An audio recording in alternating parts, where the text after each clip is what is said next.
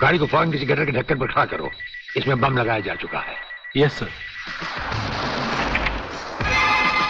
बहादुर, काला बटन खींचो।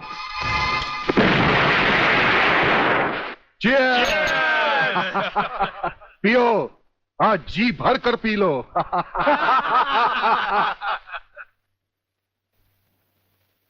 स्वामी जी, ये सुखद समाचार टीवी पर भी तो सुन ले। हाँ, ऑन करो। आज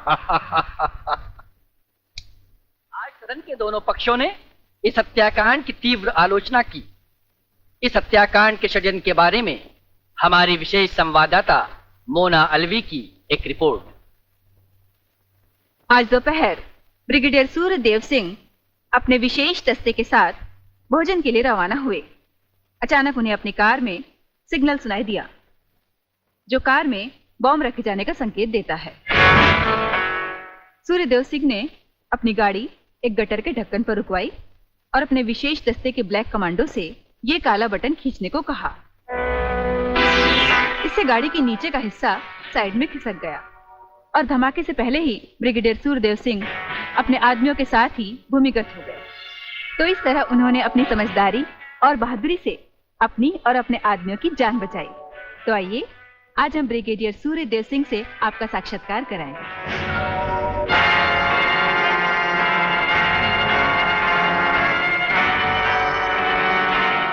ब्रिगेडियर साहब, क्या आप हमें बताएंगे कि इस साजिश में किसका हाथ है?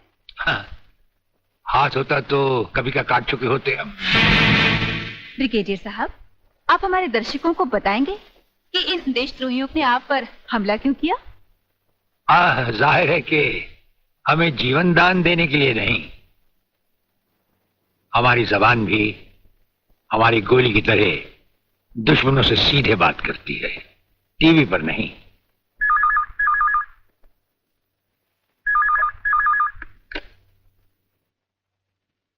हेलो। ज्यादा आंखें पार कर हमारा न्यूज देखोगे तो जल्दी अंधे हो जाओगे। ये समाचार देखने का नहीं, पैगाम सुनने का वक्त है। हेलो हेलो, तुम फोन कहां से कर रहे हो? तुम तो टीवी पर हो। हम टीवी पर भी हैं और हमारे घर पर भी। गेंडा स्वामी, ये टाइम बम का खेल हम तब से खेल रहे हैं जब तुम्हारे बाप दादा अपने बालों में खिजाब लगाते थे। याद रखना, तुमने सिर्फ एक टाइम बम फिट किया था जो हमारा बाल भी बैंका ना कर सका, मगर हमने तुम्हारी मौत के लिए इतने बम तैयार कर रखे हैं जो तुम्हें तो क्या, तुम्हारे पालतू कुत्तों को भी बचने का टाइम नहीं देंगे। ब्रिगेडियर साहब, क्या आप उन देशद्रोहियों को कोई पैगाम देना चाहेंगे? पैगाम? हमारा पैगाम तो उन तक पहुंच चुका है। हम आपको यकीन दिलाते हैं कि हमें जिंदा देखकर वो अपनी टीवी तोड़ डालेंगे। अबे साले! सर, ये क्या है? इतनी देर से गाड़ी चली जा रही है, आप खामोश बैठे हैं, बता नहीं रहे हम कहां जा रहे हैं, कौन से मिशन पे जा रहे हैं? मिशन है हमारा जन्मदिन। अरे, हमारी राजपूताना रेजिमेंट हमसे बहुत प्यार करती है वागले, और वहां के कुछ जूनियर और सीनियर अफसर मिलकर हमारे जन्मदिन को बड़े शौक से मनाते हैं। वो रेजिमेंट कहीं भी हो, हमें वहां जाना होता है, और साल में एक दिन जिंदगी के गम और फर्ज भुलाकर उस रात हम नाचते हैं, गाते हैं और सरूर में झूमते हैं। Very good, very good.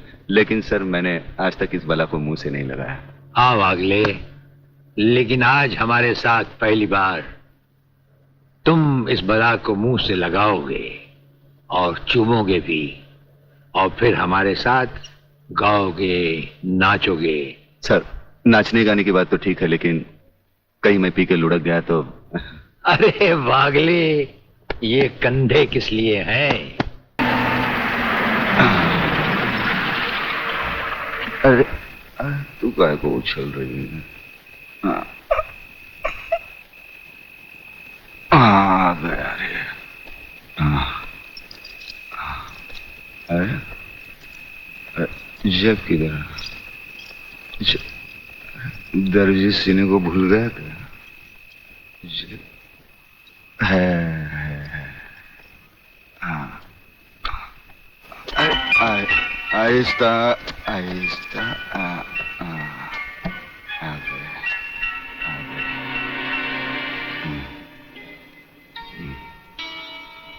अरे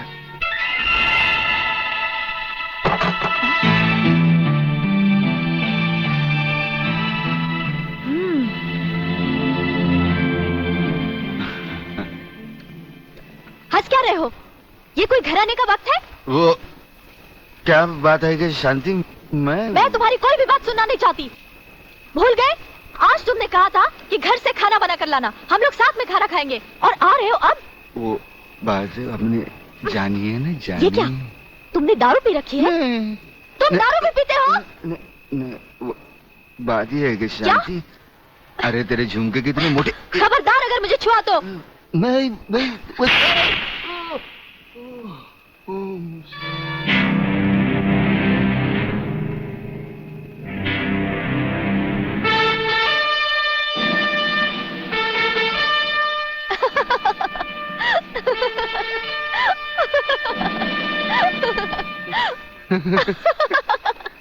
अरे ये तुम्हें क्या हो गया है?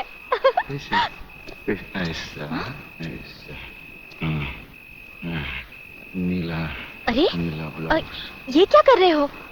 मैं हूँ शांति। शांति, शांति, तुम्हारे हाथ बहुत खूबसूरत है। इन्हें गलत जगह मत उठाओ, मैले हो जाएंगे। अच्छा, तो तुमने जागते हुए कोई ख्वाब देखा? कहीं ये तो नहीं देखा कि मैंने तुम्हें थप्पड़ मारा? तुम्हें कैसे मालूम? पहले ये बताओ, इतना सज धज कर इतनी रात गए कहाँ से आ रहे हो? मैं कब से खाना लेकर तुम्हारा इंतजार कर रही हूँ। अरे तुम्हारे झुमके छोटे हो। ये क्या? तुमने शराब पी रखी है? शराब पीने वालों से मुझे सख्त नफरत है। खाना नहीं खाया हो तो खा लेना, मैं चलती हूँ। शांति, शांति, तू नहीं जानती। मुझे छोड़ दो। मैं कभी शराब नहीं पीता। वो ब्रिगेडियर साहब है ना, उन्होंने पहले मुझे कसम खिलाई, फिर शराब पिलाई। मैं कसम खाता हूँ, भगवान की कसम खाता हूँ, मैं तुम्हारे सर की कसम खाता हूँ। दोबारा नहीं, दोबारा। हेलो, इधर तू बचता है, उधर वो बचती है। हेलो, नमस्कार। हाँ बोलो खबरीलाल, क्या समाचार है? दोस्त आज रात के खास समाचार ये हैं कि प्रोफेसर रंगास्वामी का अपहरण बब्बन ने ही किया है, और हमारे विशेष संवाददाता के अनुसार आपके ऊपर किसी भी समय दुश्मनों का जानलेवा हमला होने की संभावना। हेलो हेलो हेलो,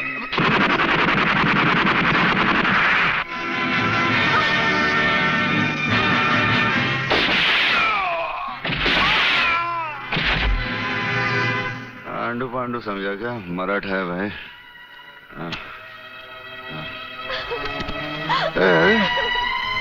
चल चल चल, खाना लगा, चल खाना लगा, खाना लगा।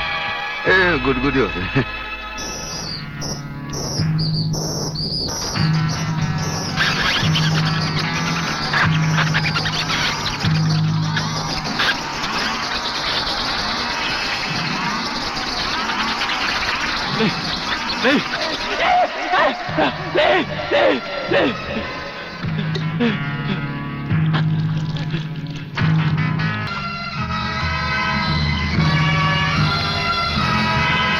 प्रोफेसर रंगास्वामी प्रलयनाथ के कब्जे में है।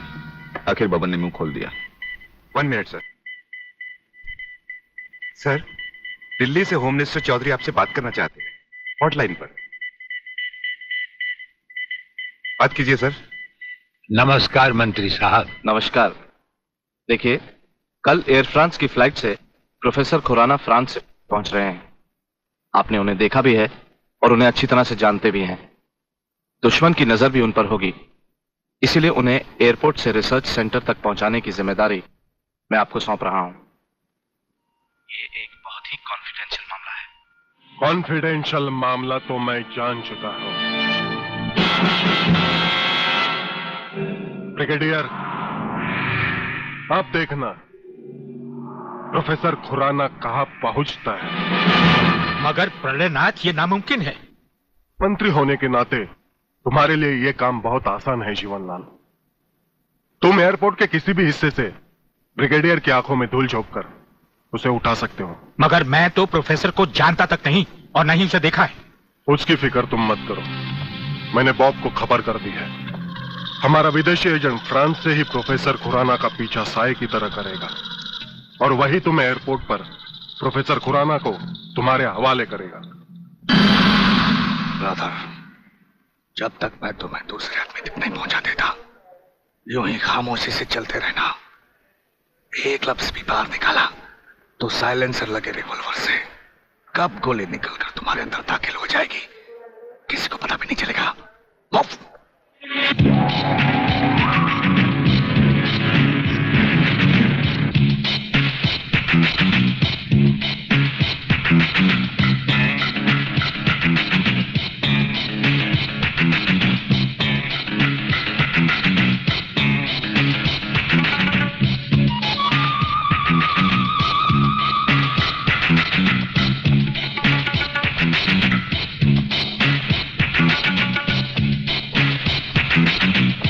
नमस्कार प्रोफेसर खुराना साहब, नमस्कार।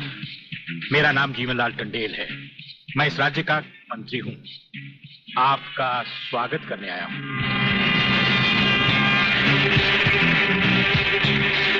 प्रोफेसर, तुम्हारे गले में जो मैंने हाथ डाला है उसमें बम लगा है जिसका रिमोट कंट्रोल मेरी जेब में है।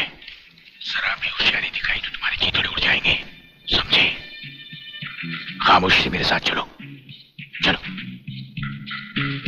आइए।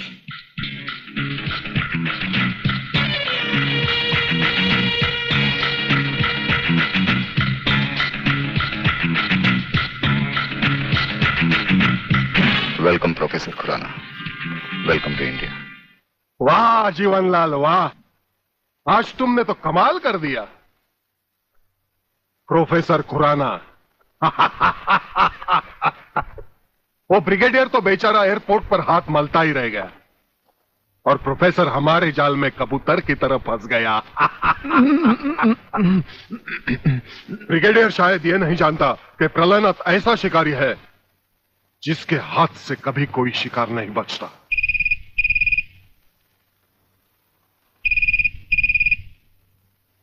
खोल दो इसे। हेलो। अंधे के हाथ बटेर लग जाए तो वो शिकारी नहीं बन जाता गेंडा स्वामी।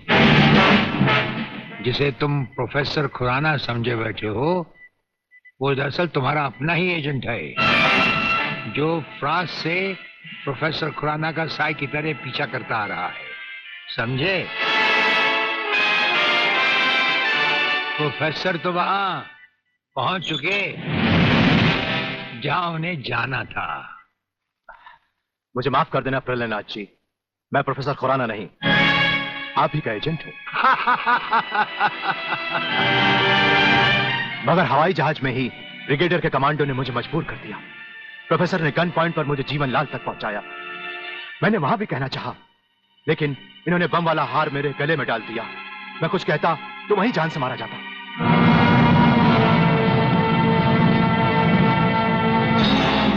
तुम वहां पर भी मारे जाते और यहां पर भी मारे जाओगे। मैंने विदेशी एजेंट को तो सजा दे दी है ब्रिगेडियर, मगर प्रलयनाथ से ये दुश्मनी तुम्हें बहुत भारी पड़ेगी। जो भारी ना हो वो दुश्मनी ही क्या प्रलयनाथ। तो एक बात मेरी भी अपने कान में अच्छी तरह उतार लो ब्रिगेडियर। प्रोफेसर खुराना को अब चाहे दुनिया के किसी भी कोने में छुपा लो, मैं उसे हासिल करके ही रहूंगा। शेख चिल्ली की तरह दिन को सपने देखने छोड़ दो गेंडा स्वामी। हम आंखों से सुरमा नहीं चुराते, हम आंखें ही चुरा लेते हैं ताकि सुरमा लगाने की नौबत ही ना आए और फिर तुम्हारा अंजाम वही होगा।